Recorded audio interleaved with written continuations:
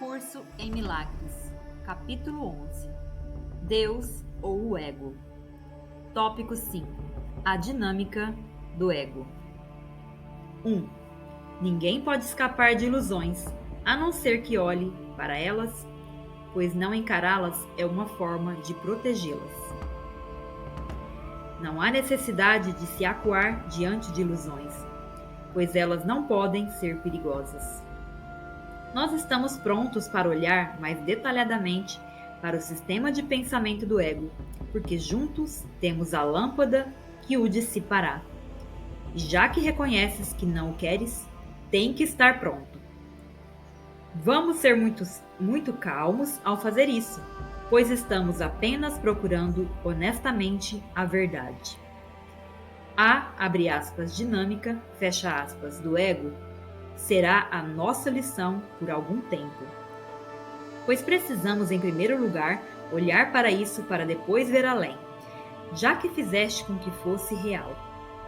Nós vamos desfazer esse erro juntos, em quietude, e então olhar para ele, e então olhar além dele para a verdade. 2. O que é a cura senão a remoção de tudo aquilo que se interpõe no caminho do conhecimento? E de que outra forma pode alguém desfazer ilusões, a não ser olhando diretamente para elas, sem protegê-las? Não temas, portanto, pois estarás olhando para a fonte do medo e estás começando a aprender que o medo não é real. Estás também aprendendo que os seus efeitos podem ser dissipados meramente pela negação da sua realidade. O próximo passo, obviamente, é reconhecer que aquilo que não tem efeitos não existe. As leis não operam em um vácuo. E o que não conduz a nada não aconteceu. Se a realidade é reconhecida pela sua extensão, o que não conduz a nada não poderia ser real. Não tenhas medos, portanto, de olhar para o medo, pois ele não pode ser visto. A claridade desfaz a confusão por definição, e olhar para a escuridão através da luz não pode deixar de dissipá-la. 3. Vamos começar essa lição sobre a dinâmica do ego, compreendendo que o próprio termo não significa nada. Contém a própria contradição de termos que faz com que ele seja sem significado. Abre aspas, dinâmica, fecha aspas, implica o poder de fazer alguma coisa, e toda a falácia da separação está na crença, segundo a qual o ego tem o poder de fazer alguma coisa. O ego é amedrontador para ti porque acreditas nisso. No entanto, a verdade é muito simples. Todo o poder é de Deus. O que não é de Deus não tem poder para fazer nada. 4. Quando olhamos para o ego, portanto, não estamos considerando alguma dinâmica, mas delusões. Podes seguramente examinar um sistema de delusões sem medo, porque ele não pode ter quaisquer efeitos se a sua fonte não é real. O medo vem a ser mais obviamente inadequado se reconheces qual é a meta do ego, que é tão claramente sem sentido. E qualquer esforço a seu favor necessariamente é gasto à toa. A meta do ego é explicitamente a autonomia egótica. Desde o início, portanto, o seu propósito é ser separado, suficiente em si mesmo e independente de qualquer poder, exceto o seu próprio. É por isso que ele é o símbolo da separação. 5. Toda ideia tem um propósito, e o seu propósito é sempre o resultado natural do que ela é. Tudo o que brota do ego é resultado natural da sua crença central, e o modo de desfazer esses resultados está simplesmente em reconhecer que a sua fonte não é natural, estando em desacordo com a tua verdadeira natureza. Eu disse anteriormente que exercer uma vontade contrária à A de Deus é apenas a projeção de um desejo e não uma disposição real da vontade.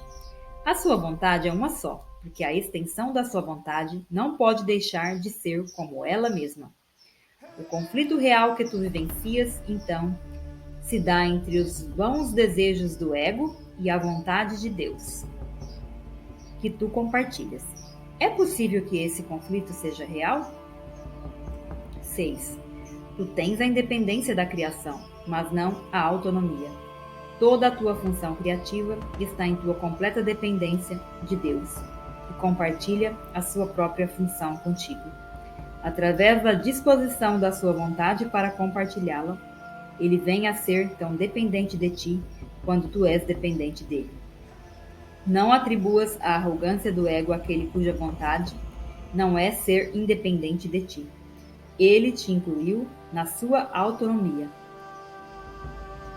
És capaz de acreditar que a autonomia tem significado à parte dele? A crença na autonomia do ego está te custando o conhecimento da tua dependência de Deus, na qual está a tua liberdade. O ego vê toda dependência como uma ameaça e distorceu até mesmo a tua saudade de Deus em um meio de se estabelecer. Mas não te deixes enganar pela sua interpretação do teu conflito. 7. O ego sempre ataca em nome da separação, acreditando que tem poder para fazer isso. Não faz nenhuma outra coisa, porque a sua meta de autonomia não é nenhuma outra coisa. O ego é totalmente confuso acerca da realidade, mas não perde de vista a meta que tem. Ele é muito mais vigilante do que tu, porque está perfeitamente certo do seu propósito. Tu estás confuso porque não reconheces o teu. 8. Tens que reconhecer que a última coisa que o ego deseja que tu te des conta é que tens medo dele. Pois se o ego pudesse fazer surgir medo, isso diminuiria a tua independência e enfraqueceria o teu poder. No entanto, a sua única justificativa para a tua aliança é que ele pode te dar poder. Sem essa crença, tu não o escutarias em absoluto. Como é possível, então, que a sua existência continue se reconheces que, ao aceitá-lo, estás te fazendo pequeno e te privando do poder? 9. O ego pode fazer e de fato permite que tu te consideres arrogante, descrente, frívolo, distante, emocionalmente superficial, rude, alienado e até mesmo desesperado. Mas não realmente medroso. Minimizar o medo, mas não desfazê-lo, é o esforço constante do ego, e é, na verdade, uma técnica na qual ele de fato é muito engenhoso. Como pode ele pregar a separação sem mantê-la através do medo? E tu o escutarias se reconhecesses que é isso o que ele está fazendo? 10. O teu reconhecimento de que qualquer coisa que pareça estar te separando de Deus é apenas o medo, seja qual for a forma que assuma, e independente de como o ego queira que tu o vivencies, é, portanto, a ameaça básica do ego. O seu sonho de autonomia é balançado em seus fundamentos com essa consciência, pois, embora possas conviver com uma ideia falsa de independência, não vais aceitar o custo do medo se o reconheceres. Entretanto, esse é o custo e o ego não pode minimizá-lo. Se não vês o amor, não está vendo a ti mesmo, e tens que ter medo da irrealidade porque negaste a ti mesmo. Acreditando que tiveste sucesso ao agredir a verdade, estás acreditando que o ataque tem poder. Muito simplesmente, então, vieste a ter medo de ti mesmo, e ninguém quer achar aquilo que acredita que iria destruí-lo. 11. Se a meta de autonomia do ego pudesse ser realizada, o propósito de Deus poderia ser derrotado, e isso é impossível. Só aprendendo o que é o medo pode finalmente aprender a distinguir o possível do impossível e o falso do verdadeiro. De acordo com o ensinamento do ego, a tua meta pode ser realizada e o propósito de Deus não. De acordo com o ensinamento do Espírito Santo, só o propósito de Deus pode ser realizado e já está realizado. 12. Deus é tão dependente de ti quanto tu dependes dele, porque a sua autonomia abrange a tua e é, portanto, incompleta sem ela. Tu só podes estabelecer a tua autonomia identificando-te com ele e cumprindo a tua função, assim como ela existe na verdade. O ego acredita que realizar a sua meta é felicidade. Mas te é dado conhecer que a função de Deus é a tua e que a felicidade não pode ser achada à parte da vontade conjunta de ambos. Reconhece apenas que a meta do ego, que tens perseguido tão diligentemente, te trouxe apenas medo e passa a ser difícil afirmar que medo é felicidade. Sustentando pelo medo, isso é o que o ego quer que acredites. No entanto, sustentado pelo medo, isso é o que o ego quer que acredites. No entanto, o Filho de Deus não é insano e não pode acreditar nisso. Deixa que ele apenas reconheça isso e não irá aceitá-lo, pois só um instante escolheria o medo. Pois só o insano escolheria o medo em lugar do amor, e só o insano poderia acreditar que se pode ganhar o amor através do ataque. Mas os sãos reconhecem que só o ataque poderia produzir medo, no qual o amor de Deus os protege completamente. 13. O ego analisa, o Espírito Santo aceita. A apreciação da integridade vem somente através da aceitação, pois analisar significa quebrar ou separar. A tentativa de compreender a totalidade, quebrando-a, é claramente a abordagem contraditória a todas as coisas que é característica do ego. O ego acredita que o poder, a compreensão e a verdade estão na separação, e, para estabelecer sua crença, ele tem que atacar. Sem a consciência de que essa crença não pode ser estabelecida, e obcecado com a convicção de que a separação é a salvação, o ego ataca tudo aquilo que percebe, quebrando tudo em pequenas partes desconectadas, sem relações significativas entre si e, portanto, sem significado. O ego sempre substituirá o significado pelo caos, pois se a separação é salvação, a harmonia é ameaça. 14.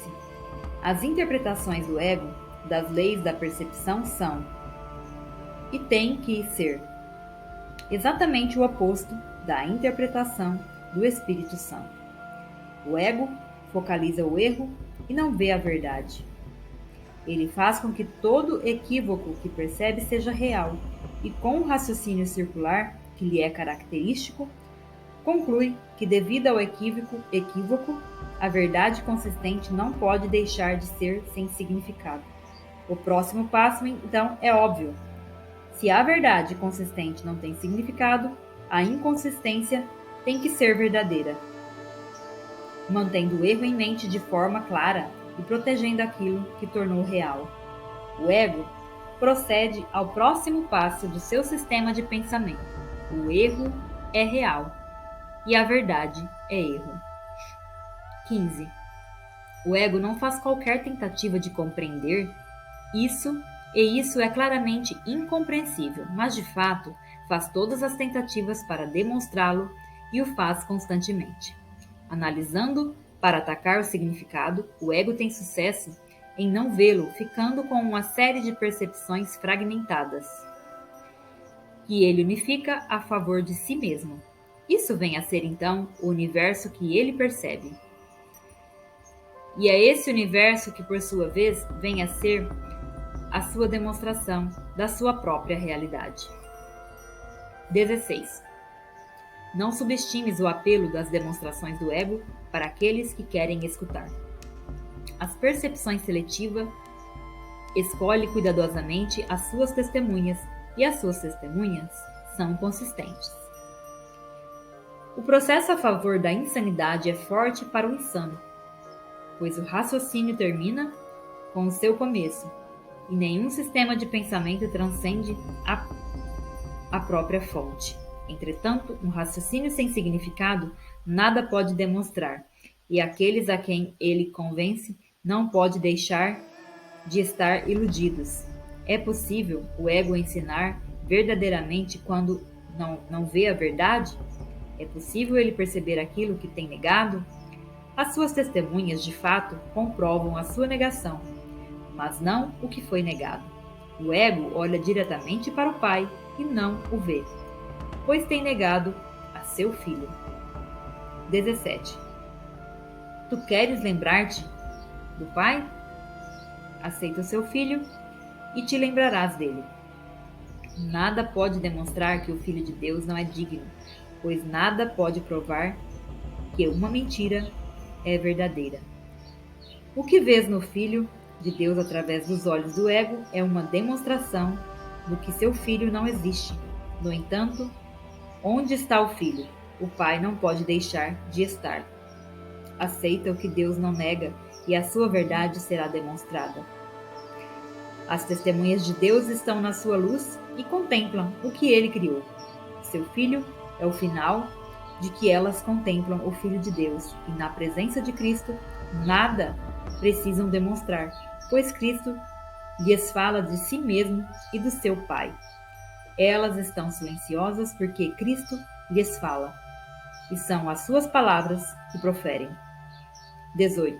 Todo irmão que tu encontras vem a ser uma testemunha de Cristo ou do ego, dependendo do que percebes nele. Todo mundo te convence daquilo que queres perceber e da realidade do reino em favor do qual escolhes a tua vigilância.